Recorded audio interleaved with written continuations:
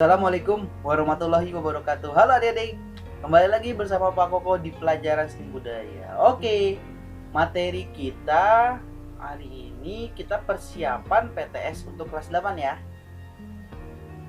Sebelum kita mulai belajar hari ini, alangkah baiknya kita berdoa terlebih dahulu agar lebih tenang. Bapak pimpin ya, berdoa menurut kepercayaan masing-masing, berdoa mulai. Amin, selesai. Oke, lanjut. Nah, Bapak di sini mau ngulang-ngulang aja, mengingatkan materi kita dari kisi-kisi. Sekarang Bapak rangkum di sini. Jadi kalian tinggal mengingat. Nanti bila ingat kalian bagus, baik dan dipelajari, otomatis nilai kalian pasti jadi bagus, jadi baik. Nah, di sini jangan lupa seni rupa dua dimensi pembahasannya. Karena seni rupa yang memiliki dua ukuran. Nah, pokoknya yang dua dimensi itu memiliki panjang dan lebar saja tanpa dimensi ketiga, yaitu ruang. Contohnya, nah itu tadi. Nah, kalau beda seni tiga dimensi apa sih bedanya? Yang berbentuk seperti bangun ruang. Jadi seperti seakan-akan ada bangun ruang seperti nyata. Bedanya dua dimensi dan tiga dimensi. Next. Jadi kamu lihat lagi ya, itu di slide minggu kedua tentang. Nah, di sini ada macam-macam bentuk. Ada bentuk kubistis itu apa aja, bentuk silindris itu apa aja, bentuk bebas itu apa aja, kubistis seperti apa, kubus, kotak itu balok, silindris itu apa aja, silindris apa sih, seperti agak berbulat, seperti tabung, bebas itu seperti apa, seperti awan bentuknya, seperti itu.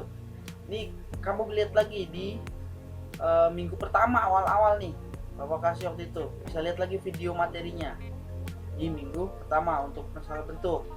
Ini jangan lupa lagi, ada lagi kartun, perbedaan kartun. Apa sih perbedaan kartun, animasi dan lainnya. Bentuk kartun dapat dibuat tokoh manusia maupun hewan, berisi cerita-cerita humor bersifat menghibur. Itu untuk kartun. Kalau animasi, beda kartun dan kartun animasi apa bedanya? Nah, animasi berasal dari kata animate yang berarti menghidupkan, memberi jiwa dan menggerakkan benda mati. Jadi yang dimaksud film animasi kartun adalah film yang berupa gambar kartun yang seolah hidup dan bergerak. Jadi gambar kartun tapi bergerak disebutnya animasi atau kartun animasi, karena gambarnya kartun tapi bergerak, itu animasi. Kalau kartun itu berasal dari bahasa kartun, artinya gambar yang lucu di mana virtual gambarnya tidak bergerak. Nah, bedanya itu ya, animasi bergerak, kalau kartun tidak bergerak. Tapi kalau kartun animasi, gambar kartun yang bergerak. Karikatur. Apa sih karikatur? Wah, ini Mr. Bean. Gambar karikatur menampilkan karakter yang dilebih-lebihkan, lucu dan terkadang mengandung kritikan dan sindiran. Nah, misalnya contohnya wajahnya sama badannya nih, kepala sama badannya lebih besar, kepalanya nggak wajar, kupingnya dibesar-besarkan. Nah, itu lebih ke arah kritikan. Memang kita tidak boleh gambar seperti ini karena menyindir seseorang, tapi kita harus tahu tentang teorinya. Jadi karikatur itu apa sih? Lebih ke menampilkan karakter yang dilebih-lebihkan, lucu, unik, terkadang mengandung kritikan. Oke, seperti itu. Ini untuk karikatur. Nah, Fignet harus sudah tahu karena selalu Bapak ulang-ulang dalam soal. Nah, Fignet itu apa? Pengisi bidang yang kosong. Jadi kalau kamu ada halaman yang kosong, bisa kamu isi gambar. Nah, itu disebutnya Fignet. Hiasannya, oke, pengisi dari sebuah cerita, pengisi bidang yang kosong. Itu Fignet. Next, komik. Komik adalah sebagai suatu cerita bergambar yang sifatnya mudah dicerna dan lucu. Nah, di majalah, surat kabar, dan dibuat di buku. Secara umum, komik dapat diartikan sebagai salah satu media yang berfungsi untuk menyampaikan cerita melalui ilustrasi gambar berbentuk cerita. Jadi gambar yang ada tulisannya, ada jalan cerita tulisannya di atasnya nih biasanya. Nah, disebutnya komik. Nah, itu perbedaan-perbedaannya. Nanti kamu bisa lihat lagi untuk lebih detailnya di video-video minggu-minggu sebelumnya. Sekarang teknik, ada teknik arsir. Arsir seperti apa sih tekniknya? Garis yang eh, searah, disebutnya arsip. Next, kita mau lihat lagi. Yang kedua ada teknik dusel. Dusel kita pakai kemarin waktu kita buat sketsa nih. Tekniknya apa sih? Teknik yang mewarnai hitam putih, tapi kita menggunakan warna hitam digosok menggunakan jari, kapas atau benda yang lainnya. Yang penting halus, tidak merobek kertas atau kanvas. Nah itu disebutnya teknik dusel. Nomor dengan cara menggosok sehingga menimbulkan kesan gelap terang atau tebal tipis pada sebuah gambar. Nah, kalau dusel ini jadi lebih halus gambarnya. Nah, kalau teknik mewarnai atau memberi kesan gelap itu mewarnai dengan cara titik-titik, disebutnya apa? Pointillis. Contoh seperti ini mewarnai menggunakan teknik pointillis, yaitu dengan titik-titik. Nah, itu disebutnya pointillis. Jangan lupa tekstur. Bapak suka ngasih soal terus nih tentang tekstur. Tekstur apa sih? Tekstur kualitas permukaan yang berada pada objek. Misalnya jeruk memiliki tekstur bergelombang, berpori, kain bertekstur lembut dan besi bertekstur licin metalik untuk cahaya. Nah, seperti angin. Buat soal tentang angin. Angin bisa nggak digambar? Bisa.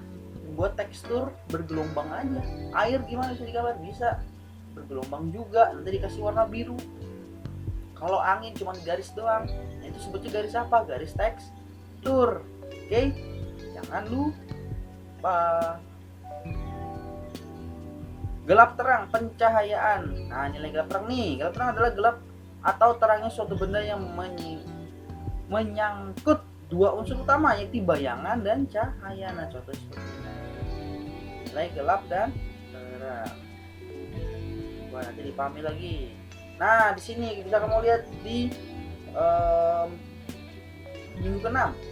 Komposisi simetris. Komposisi itu apa sih? Komposisi juga ada loh artinya. Komposisi itu apa? Simetris itu apa? Asimetris apa? Sentral apa? Simetris itu apa? Atas, bawah, kiri, dan kanan sama polanya, warnanya, gambarnya. Asimetris tidak sama. Sentral, posisi objek utama ada di tengah. Keseimbangan seperti apa? Yang nomor 2 proporsi seperti apa? 4 kesatuan. Nah, bisa kamu lihat di materi video Bapak kelas 8 minggu ke-6. Kamu lihat di situ tentang komposisi, proporsi, keseimbangan dan kesatuan. Oke? Sudah Bapak jelaskan? Jadi kamu nanti jawab soalnya harus sudah bisa.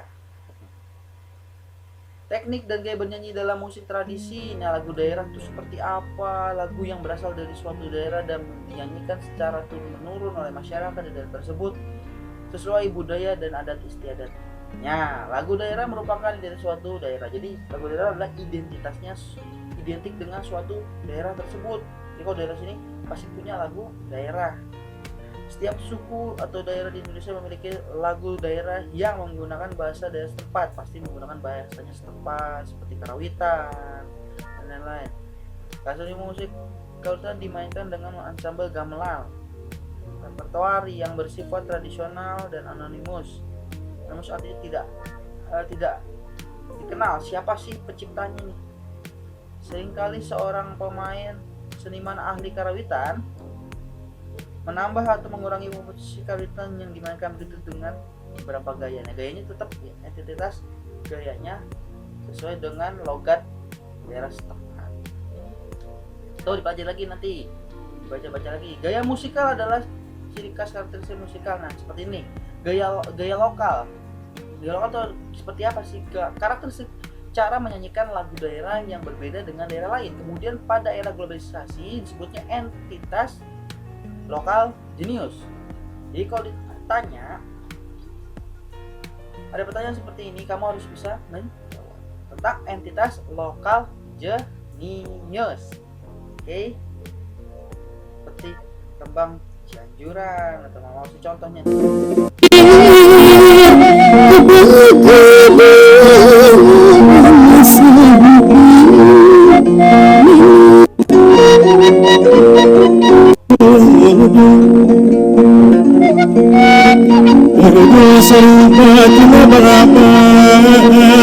Oke,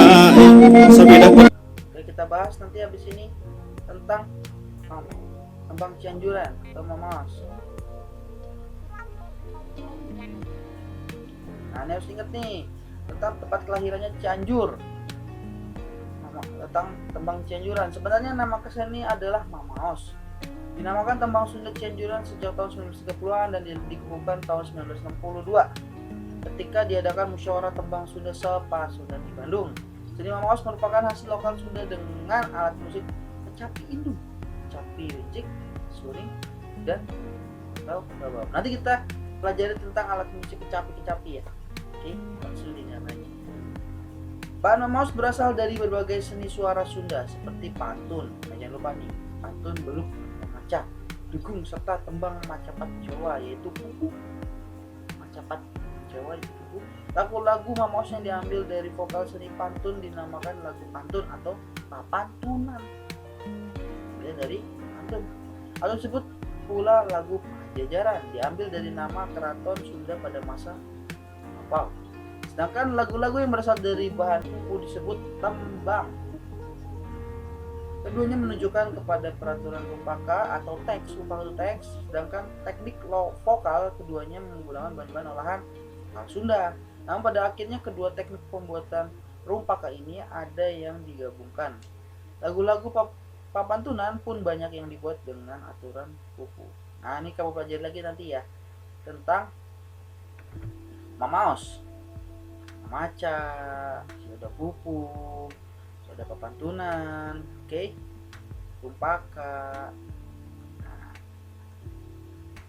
Next, gaya individual yakni karakteristik seorang tokoh yang menciptakan lagu sehingga gaya karya lagu dari pencipta tersebut berbeda dengan gaya dari lagu penciptanya. Nah, contohnya ini disebut gaya individual seperti karya lagu-lagu Sunda nih. Panen hidung Nasional Marzuki penciptaan Bubui Bulan Beni Konda dari Katakan Pahlawan Koko Suara Manur Dali Sambas Mangundika. Jangan lupa penciptanya siapa aja namanya. Oke. Sinden. Kita ke sinden. Sinden adalah sebutan bagi para wanita yang bernyanyi untuk mengikuti iringan gending gamelan. Sinden hanya identik dengan musik gamelan karena sinden biasanya selalu ada pada pertunjukan wayang atau setiap pertunjukan yang menggunakan iringan musik gamelan. Nah nih, sebutan sinden berasal dari kata pasindian ya, ingat nih, yang berarti kaya akan lagu atau melantunkan lagu sehingga presiden dapat diartikan seseorang yang melantunkan lagu. Saat itu, sinden juga biasa disebut dengan waranggana, yang diambil dari gabungan kata wara dan anggana. Harus ingat, wara itu apa sih? Wara itu artinya seorang yang berjenis kelamin wanita dan anggana yang berarti sendiri. Oke, artinya harus diingat. Selanjutnya, nah ini sinden nih. Sinden beberapa daerah di Jawa sinden di beberapa daerah di Jawa sinden terbagi menjadi beberapa jenis, yaitu gaya Yogyakarta, Jawa Tengah, gaya Sunda, gaya Jawa Timur, dan gaya Banyumas. Perbedaan tersebut terlihat dari gaya menyanyi dan vokalnya. Hal ini mungkin terjadi karena perbedaan logat dan bahasa sehingga berpengaruh pada gaya menyanyikannya. Walaupun begitu, namun fungsinya tetap sama sebagai pengiring pergelaran wayang atau kelenganan. Tetap berbeda walaupun itu pakai bahasa Jawa, tapi logatnya berbeda antara Yogyakarta dengan gayanya Banyumas, seperti itu. Nah ini contohnya nih, kita lihat yuk. Tadi kan Mamaos, sekarang sinden.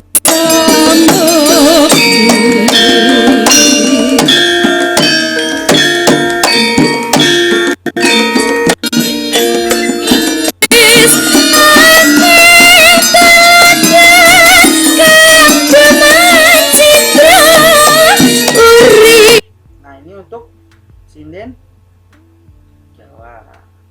Jadi sebelumnya sinden Mamaos atau sinden Cianjuran. Oke. Next, alat musik Nusantara. Nah itu seperti tabung, apa aja sih tabung? Calung, suling, dan angklung. Ada lagi bentuk tabung. Bentuk apa lagi nih? Bentuk bilah, contohnya apa aja? Gambang, kolintang, sarong. Bilah tuh apa sih? Harus tahu nih. Bentuk bilah ini tidak memiliki rongga, yaitu berbeda dengan bentuk tabung. Bentuk bilah ini tidak memiliki rongga. Kekuatan bunyi yang dihasilkan masih perlu didukung oleh perangkat lain, yakni wadah gema yang sebagai ruang resonator, penguat suara nanti ya. Nah di sini untuk bilahnya nih. Permukaan bilah dapat berupa bidang rata, dapat pula bidang cembung, bahkan kadang-kadang beberapa irisan dari bentuk tabung, berupa irisan dari bentuk tabung. Contoh alat musik berbentuk bilah adalah gambang, kolintang, saron, silinder. Cara mainkan artinya dengan cara dipukul. Oke, tentang bilah nih. Nah ini pencon, bonang, romping, romong harus ingat. Nah bentuknya seperti apa? Bagian yang menonjol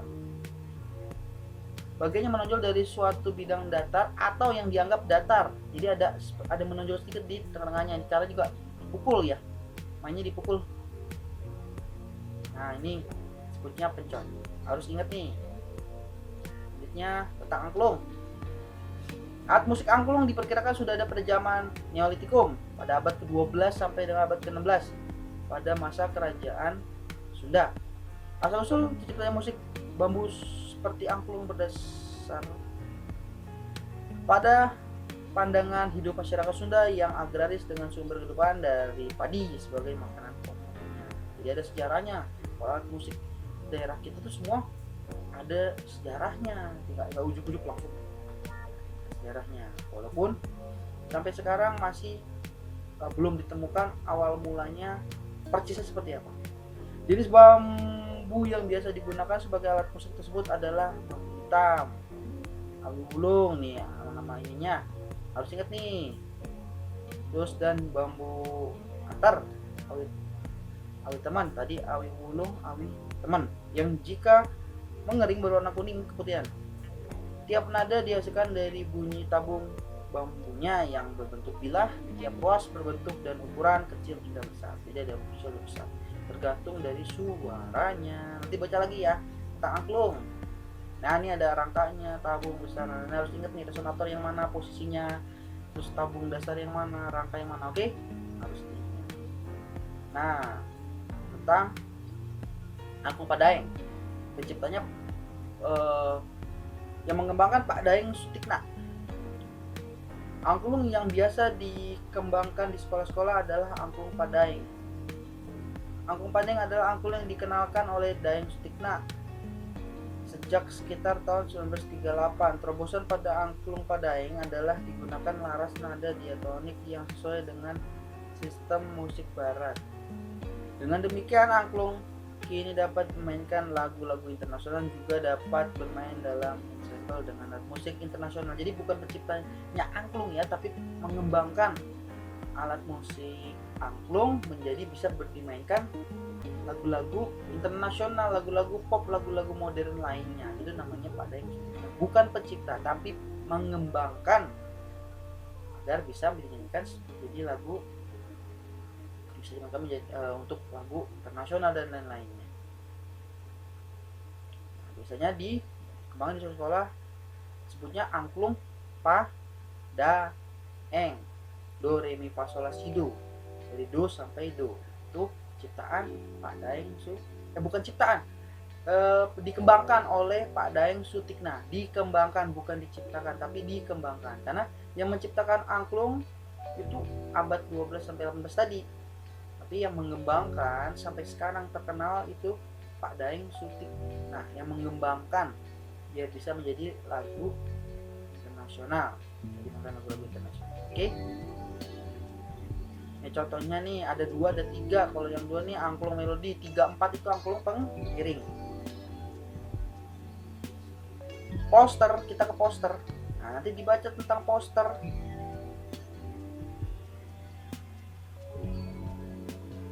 Kombinasi visual dari rancangan kuat yang kita buat dengan warna dan pesan yang bermaksud untuk menangkap perhatian orang banyak dapat juga. Nah, ini poster nanti dibaca semua ya, Adik. tentang poster itu ada poster, jenis-jenis poster apa, kertas-kertasnya gimana dan lain-lainnya. Ini kan karena masih baru kan, kita pelajari, pasti kamu masih ingat, tapi harus dibaca juga, jangan sampai nggak dibaca. Oke? Nah, itulah tentang PTS kita untuk minggu depan. Nah, dipelajari, jangan lupa ya, biar siap nanti PTS. Diulang-ulang lagi, yang video ini semua sudah mencakup tentang kisi-kisinya. Jadi nanti kamu tinggal memahami dari sini juga sudah. Asal daya ingatmu bagus, pasti nilaimu juga bagus. Terus kedua, jangan skip, yang Bapak jelaskan pasti keluar nanti ya. Oke. Silakan buka Google Classroom di kelas masing-masing, satu isi absen biasanya hari ini. Tonton dan pahami materi video ini yang dari Bapak nih, video tentang kekerasan. Tapi dibuka lagi video-video yang sebelumnya ya, biar kamu menjadi luas nanti, biar ingat kembali. Nah, siapkan dirimu untuk tes PTS, semoga hasilnya memuaskan. Amin. Oke, nilainya pokoknya harus di atas 8 semua, biar bagus semua nilai seni budaya. Oke, Bapak dukung dari jauh. Asik. Oke.